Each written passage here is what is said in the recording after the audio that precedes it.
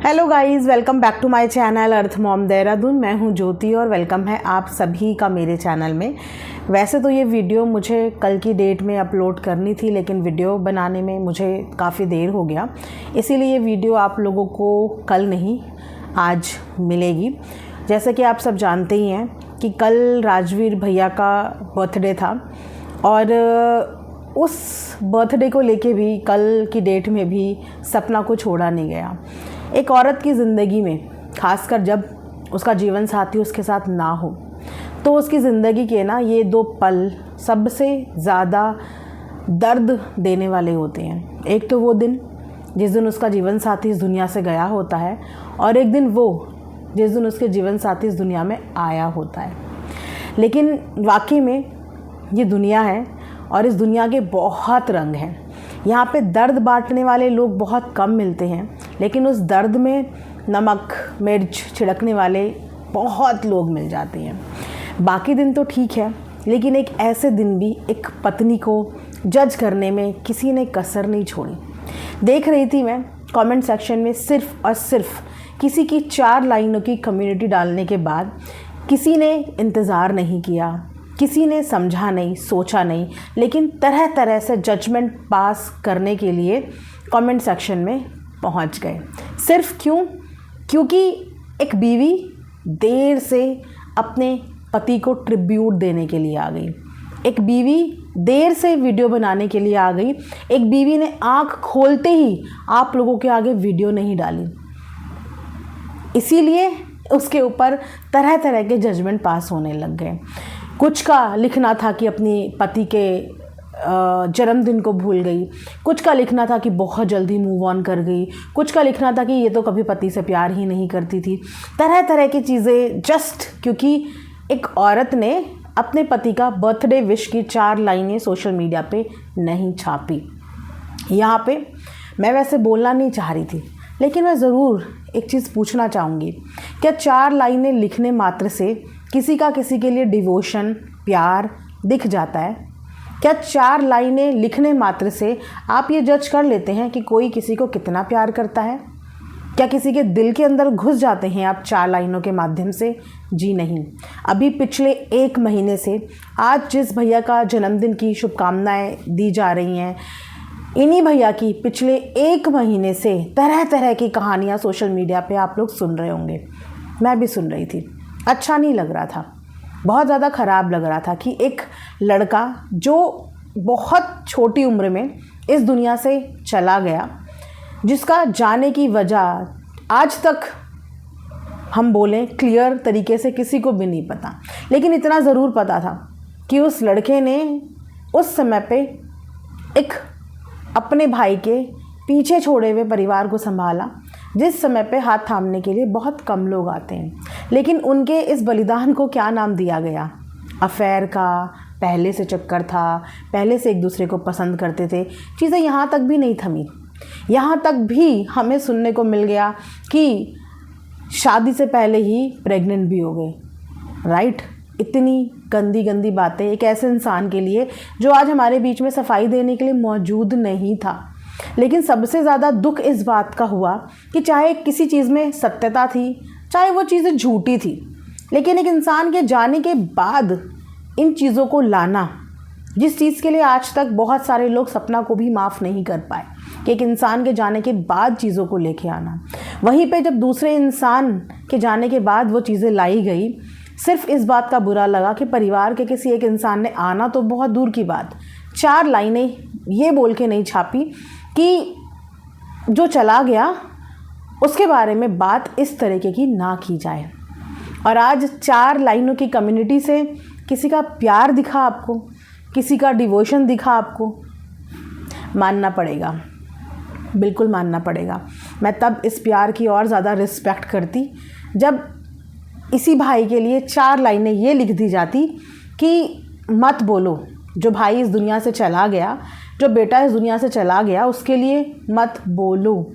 ये जो भी था हमारे परिवार का पर्सनल मुद्दा था, किसी को हक नहीं है इस चीज़ के बारे में बोलने का, किसी को हक नहीं है उस इंसान के बारे में बोलने का जो इस दुनिया में अपनी सफाई देने के लिए मौजूद ही नहीं है। किसी को हक नहीं है उस भाई के लिए बोलने का, किसी को हक नहीं है बेटे के लिए बोलने का। बट कोई बात नहीं, लेकिन आज 4 लाइनें लिख के प्यार दिखा। बोलते हैं प्यार तब दिखता है जब विपरीत सिचुएशन में कोई इंसान किसी के लिए खड़ा हो जाए। अच्छे पल के साथी तो हर कोई बनते हैं, लेकिन दुख में, परेशानी में जो आके खड़ा हो जाए, एक लंबी आवाज़ निकाल दे, वहाँ से प्यार का जजमेंट मेरे ख्याल से करना चाहिए। एनीवेज़, तो उन 4 लाइनों में बहन को बहुत वाहवाही मिली, क्योंकि बहन अपडेट रहती है, हर चीज़ को लेके अपडेट रहती है। ना ही अग्री, चाहे वो पुण्यतिथि हो, चाहे वो किसी भी भाई का जन्मदिन हो, वो अपडेट रहती है। वो टाइमली कम्युनिटी छाप देती है, वो टाइमली उनको ट्रिब्यूट दे देती है, वो टाइमली उनको याद कर लेती है, टाइमली उनके लिए प्रेयर कर देती है, सब कुछ टाइमली करती है। बहुत प्रॉम्प्ट है वो इन चीज़ों में। लेकिन अगर वहीं पे एक बीवी इन सब चीज़ों में पीछे रह जाती है, तो आप कैसे जज कर लेते हैं कि उस बीवी को दुख नहीं है, या आप कैसे जज कर लेते हैं कि वो बीवी भूल गई। मतलब एक औरत जिसका जीवन साथी इस दुनिया से चला गया, क्या वो उस पल को भूल सकती है? जितनी यादें एक बहन के पास नहीं होंगी, जितनी ना उससे कई ज़्यादा वक्त एक पति पत्नी ने एक साथ गुजारा होगा, तो वो बीवी अपने पति को कभी भूल नहीं सकती। हाँ, ये ज़रूर हो सकता है कि कभी उसका मन इतना भारी हो कि उसको कुछ भी बोलने की ज़रूरत ना हो, क्योंकि प्यार दिखावे का मोहताज नहीं होता, वो फील करता है। और उस दिन स्पेशली सबसे ज़्यादा फील करता है जिस दिन ज़िंदगी में आने का और जाने का दिन होता है। पर कोई नहीं, social media is all about दिखावा। जब तक कोई चीज़ दिखेगी नहीं, तब तक कोई चीज़ बिकेगी नहीं। जब तक यहाँ पे कोई रोएगा नहीं, तब तक उसकी तकलीफ़ समझ नहीं आएगी। और जब तक यहाँ पे कोई मुस्कुराएगा नहीं, उसकी खुशी समझ में नहीं आएगी। वेल, एक सिंगल लेडी के लिए तो यहाँ पे और भी ज़्यादा माइलस्टोन्स हैं, उनको इस तरीके से जज किया जाता है कि अगर वो रो रही हैं तो वो एक इमोशनल कार्ड प्ले कर रही हैं, अगर वो हंस रही हैं तो वो अपनी लाइफ में बहुत जल्दी मूव ऑन कर गई, अगर वो तैयार हो रही हैं तो डेफिनेटली इनकी ज़िंदगी में कोई और आ गया। मतलब इतनी तरीके की बातें जस्ट बिकॉज़ एक लेडी सिंगल है ना। और वहीं पे जिनके साथ पति हैं, आज उन तमाम यूट्यूबर्स का देख लीजिए आप, उनका एक अलग ही रौब है। उनके लिए इतनी जल्दी से कोई टारगेट नहीं करता, उनके लिए इतनी जल्दी से कोई गंदगी नहीं करता, क्योंकि यहाँ पे भी सबको पता है कि किसके पीछे कौन खड़ा है। जब एक पति पत्नी के पीछे खड़ा होता है तो उस तरफ उंगलियां कम उठती हैं, लेकिन जब एक पत्नी के पीछे उसके पति का साया हट जाता है तो उसके ऊपर वो उंगलियां भी खड़ी हो जाती हैं जो उंगलियां उसकी खुद की भी एक समय पे होती हैं। ये अक्सर होता है और सपना के साथ टाइम टू टाइम यही हुआ है। लेकिन आज जब सपना का वीडियो देखा तो वाकई में उसकी हिम्मत को दाद देने का मन किया कि उसके अंदर सच में वो हिम्मत कुदरती आ गई। अब ये हिम्मत कुदरती आ गई या ये हिम्मत उनके पतियों की उसके लिए सौगात है कि वो ऊपर से बैठकर उसको डे बाय डे इतना मजबूत कर रहे हैं, डे बाय डे इतना कैपेबल कर रहे हैं, क्योंकि उन्हें भी ऊपर बैठ के पता है कि हमारी बच्चियों का इसके अलावा कोई नहीं है। इसीलिए इसका स्ट्रांग होना बहुत ज़रूरी है, इसीलिए इसका काम करना बहुत ज़रूरी है। इसीलिए दुनिया चाहे उसको टॉप टू बॉटम जज करे, लेकिन कहते हैं ना कि जब वो आशीर्वाद सर पे होता है, पिता का आशीर्वाद जब बच्चों के सर पे होता है, तो फिर उनके लिए पूरी कायनात लग जाती है काम करने के लिए, है ना। आप लोगों ने देखा होगा कि किस तरीके से दोनों मासूम बच्चियां सपना से हर वक्त ये सवाल करती हैं कि हमारे पापा कहाँ हैं। एक बच्ची वो जिसने अपने पापा 6 महीने की थी तब खो दिए थे, उसको अपने पापा की ठीक से शक्ल भी याद नहीं है। उसके बाद राजवीर भैया उसकी ज़िंदगी में आए, उनसे कुछ पल का उसे पापा का प्यार मिला। फिर एक दूसरी बच्ची जिसने अगेन उन चंद महीनों में अपने पापा खो दिए, जब शायद उसको ये महसूस होना शुरू हुआ होगा कि पापा क्या होते हैं।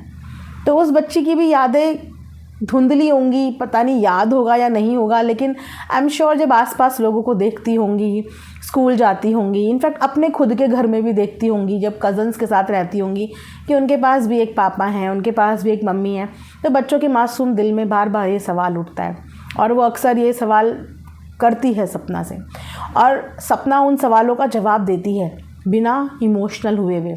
मन ज़रूर रोता होगा लेकिन बिना इमोशनल हुए हुए बहुत अच्छे से जवाब देती है, उनके सवालों को टालती नहीं है, उनके सवालों का जवाब देती है। और आज जब मैं एक रील देख रही थी अभी सपना के चैनल पे, जहाँ पे दोनों बच्चियाँ केक काट रही हैं, वहाँ पे सपना ने अपनी रील के ऊपर कुछ चंद लाइनें लिखी हुई थी। वो लाइनें पढ़ने के बाद मैं बहुत ज़्यादा इमोशनल भी हुई और मैंने उन लाइनों का स्क्रीनशॉट लेके अपने पास रखा। सोचा था कि रिएक्शन वीडियो में आप लोगों के आगे वो लाइनें पढ़ूँगी तो दर्द बांटेंगे, एक औरत के लिए साथ में मिलके प्रार्थना करेंगे, दो बच्चियों के भविष्य के लिए प्रार्थना करेंगे। तो लाइनें कुछ ऐसी थी, बहुत अकेली सी हो गई हूँ, कभी कभी तो ये अकेलापन खाता है, बट आपकी यादें और ये दो परियां को देखकर ज़िंदा हो जाती हूँ।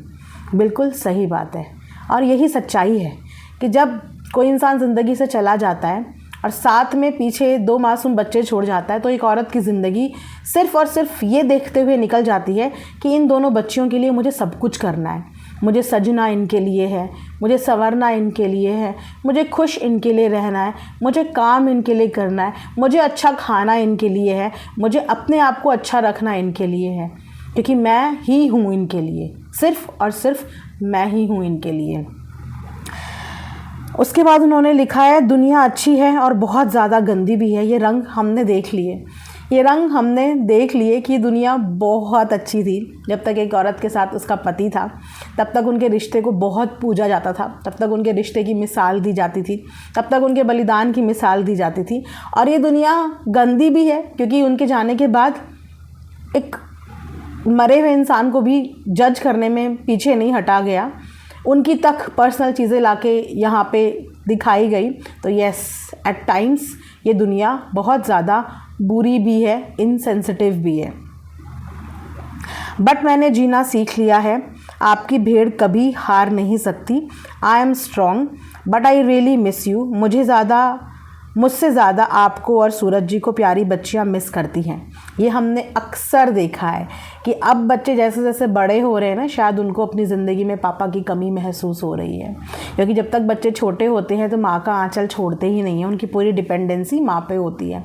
लेकिन जैसे जैसे वो बड़े होते हैं, अपने अराउंड सराउंड में उन्हें अपने पापा की कमी और अपने पापा की एब्सेंस फील होती है, और इसीलिए शायद वो बच्चियाँ कई बार अपने पापा से रिलेटेड सवाल करने लगी हैं सपना से। रोज़ पूछती हैं पापा कब आएंगे।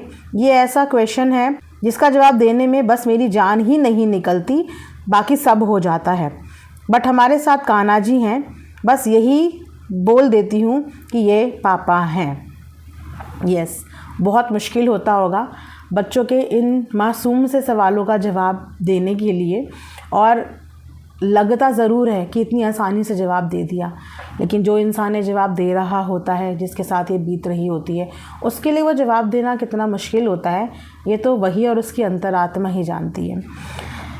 तो ये था कुछ लाइंस जो सपना ने अपनी रील के ऊपर लिखी हुई थी, जिन लाइनों ने बहुत ज़्यादा मतलब दिल को झंझोड़ के रख दिया। इसके अलावा जो व्लॉग मैंने देखा, उस व्लॉग में भी जब वो मासूम सी बच्ची जो बिल्कुल राजवीर भैया की ही कॉपी है, बोले तो राजवीर भैया का ही दूसरा वर्जन, मिनी राजवीर, उसने बहुत मासूमियत से पूछा कि मम्मी पापा की याद आ रही है। बहुत मासूमियत से, बच्चों को कोई सिखा पढ़ा नहीं सकता, और वो उसकी तरफ से आया हुआ एकदम से स्टेटमेंट था जहाँ पे वो नॉर्मल सी बात कर रहे थे और उन्हीं बातों के बीच में उसने अचानक से बात बोल दी कि पापा की याद आ रही है।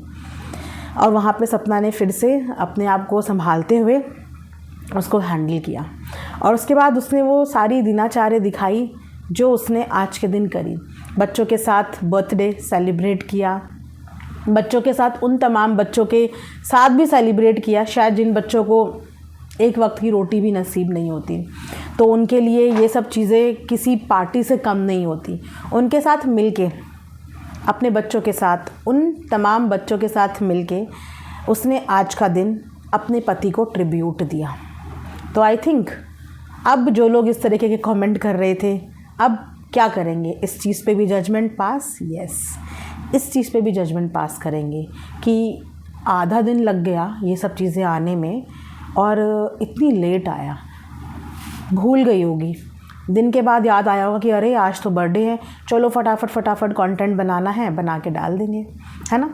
बोलते हैं कि किसी के दुख में, खासकर इतने दुख में, किसी को जज करने से आप उसका कभी गलत करते ही नहीं हो, कभी भी बुरा नहीं करते उसका, क्योंकि ये वाकई में उसकी ज़िंदगी का सबसे ज़्यादा दर्दनाक पल है, तो उसका कुछ नहीं करेंगे। इस टाइम पे किसी औरत को जज करके अगर आप कुछ भी नुकसान करेंगे तो अपनी खुद की आत्मा का करेंगे, अपनी खुद की इनर सोल का करेंगे, कि आप इस पल पे भी किसी को जज करने से पीछे नहीं हटे, राइट। तो मैंने सोचा इस चीज़ के ऊपर एक रिएक्शन वीडियो ज़रूर बनाऊंगी। एंड राजवीर भैया के लिए वो तो एक हीरा थे, सीरियसली एक हीरा थे। तो दुनिया की कोई ताकत उनकी रिस्पेक्ट कभी कम नहीं कर पाएंगी, क्योंकि उन्होंने इतनी सी उम्र में जिस मैच्योरिटी के साथ अपने परिवार को संभाला था, 2 बच्चियों को संभाला, वो काबिले तारीफ़ था। वो इतने ज़्यादा हंसमुख इंसान थे, इतने ज़्यादा फ़न लविंग, कि आज भी जब उनकी वीडियो सामने आती है ना तो ऐसा लगता है कि ये सब कुछ झूठ है, सब कुछ झूठ है और ऐसा कुछ हुआ ही नहीं है। इतने ज़्यादा डाउन टू अर्थ पर्सन, इतने ज़्यादा फ़न लविंग, मतलब उनका एक ऑरा ही अलग था, इतना पॉजिटिव ऑरा, इतना ज़्यादा हैप्पी ऑरा कि वो जहाँ भी इस वक्त होंगे ना, आई एम श्योर कि वो खुशियाँ ही बांट रहे होंगे, खुशियाँ ही बांट रहे होंगे। इसीलिए जब सपना उनकी ज़िंदगी में आई, या वो सपना की ज़िंदगी में आए, उस पल से सपना की ज़िंदगी में सिर्फ़ और सिर्फ खुशियाँ थी, इतनी सारी खुशियाँ थी। भले ही वो बहुत शॉर्ट टाइम के लिए थी, लेकिन वो खुशी ज़िंदगी बिताने के लिए आई थिंक काफ़ी हैं। साथ ये रिएक्शन वीडियो मैं यहाँ पे एंड करूँगी। आई होप कि आप लोगों को पसंद आएगी। प्लीज़ जो यादें आप लोगों की राजवीर भैया से जुड़ी हुई हैं, जितने भी लोग पहले से व्लॉग फॉलो करते हैं, आपको उनका कौन सा मोमेंट सबसे ज़्यादा अच्छा लगता था, कौन सा पल आपको इस पूरी व्लॉगिंग जर्नी में, जितना भी आपने उन्हें देखा, अच्छा लगता था, प्लीज़ मेमोरी के तौर पे मेरे साथ कमेंट सेक्शन में ज़रूर शेयर करना।